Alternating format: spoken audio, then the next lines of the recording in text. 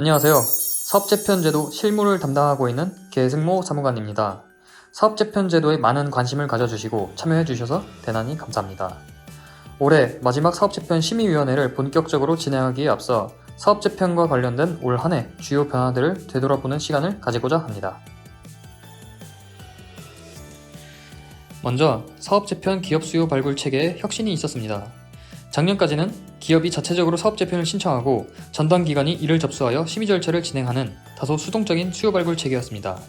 올해에는 사업재편 전담기관과 자동차 부품 산업진흥재단 등의 업종별 협단체가 사업재편 파트너십을 체결함으로써 현장의 목소리를 적극 반영하고 사업재편이 절실한 기업에게 사업재편 제도를 안내하며 초기 전략 컨설팅을 제공하는 등 보다 능동적인 수요 발굴 체계를 수립하였습니다. 이렇게 적극적으로 발굴된 수요는 연간 사업재편 승인 건수의 세 자릿수 최초 진입을 위한 초석이 되었습니다. 기업 활력 제고를 위한 특별법이 2016년 제정된 이래로 사업재편 승인 건수는 연평균 30건이었습니다. 가장 많은 승인 건수를 기록한 20년도에도 승인 건수는 57건이었지요. 하지만 올해에는 앞서 말씀드렸던 파트너십을 통해 수요를 적극적으로 발견하는 데 힘입어 승인 건수 100건 달성을 목전에 두고 있습니다. 이를 위해서는 심의위원들의 각고의 노력이 있었다는 점을 강조하고 싶습니다. 사업재편 계획 한 건에 대해서는 신산업판정위원 10명, 사업재편 심의위원 20명이 심의를 하게 됩니다. 총 30명이 심의를 하게 되는 것이죠. 위원 1명당 한 개 안건 검토 시간을 30분이라고 가정을 한다면 한 건에 대해서 약 15시간의 검토가 이루어지는 것이고, 올해에는 보류된 안건을 포함한 약 120건을 심의했으니 안건 검토를 위해 심의위원분들이 총 약 1800시간을 투입한 것입니다. 사업재편 검토를 위한 심의위원들의 애정과 노력 절대 잊지 않겠습니다. 제도적 정비도 함께 추진하였습니다. 탄소 중립과 디지털 전환은 포스트 팬데믹 시대의 대표적인 산업 트렌드로 정착하고 있습니다. 또한 이러한 트렌드는 우리 기업의 중장기 수익성에 영향을 미치는 중요한 변수로 자리잡는 중이죠.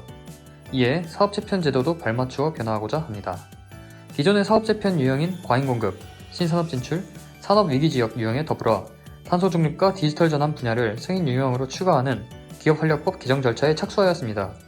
이를 통해 기업이 진출하고자 하는 분야로서 탄소 중립에 초점을 맞춘 사업재편과 더불어 공정혁신을 통한 탄소 중립 또한 사업재편의 적용 범위에 포함하여 탄소 중립을 위한 전방위적 사업재편을 지원하고자 합니다. 예산 현황이 빠져서는 안되겠지요. 사업재편 관련 예산도 전년 대비 대폭 확대하였습니다.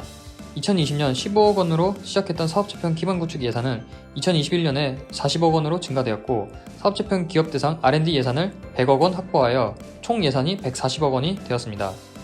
내년에는 기반구축 예산 90억 원, R&D 예산 180억 원을 확보하여 전체 예산이 올해 대비 약 90% 증가한 270억 원이 되었습니다.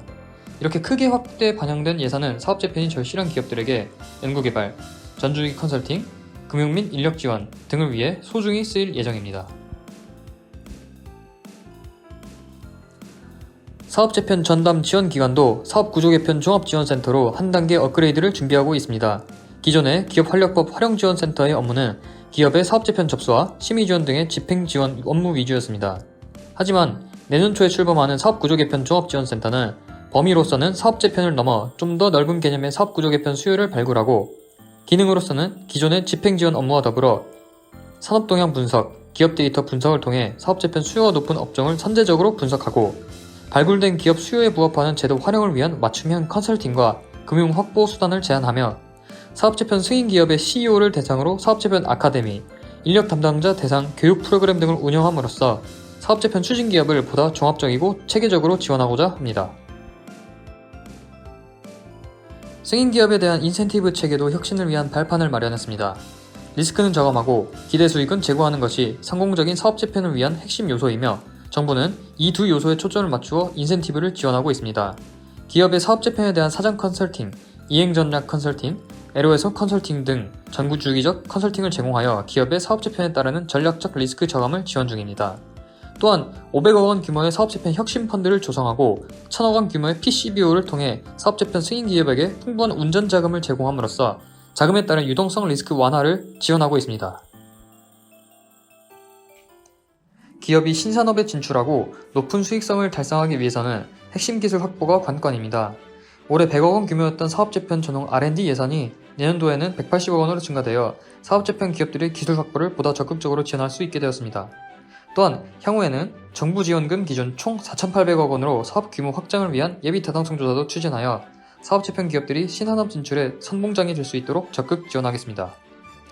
세제 지원 측면에서는 과세이연 혜택 적용 범위 확대, 신산업 진출 유형 사업재편 기업에 대해서도 등록 면허세를 감면하는 등의 인센티브를 확대 추진 중입니다.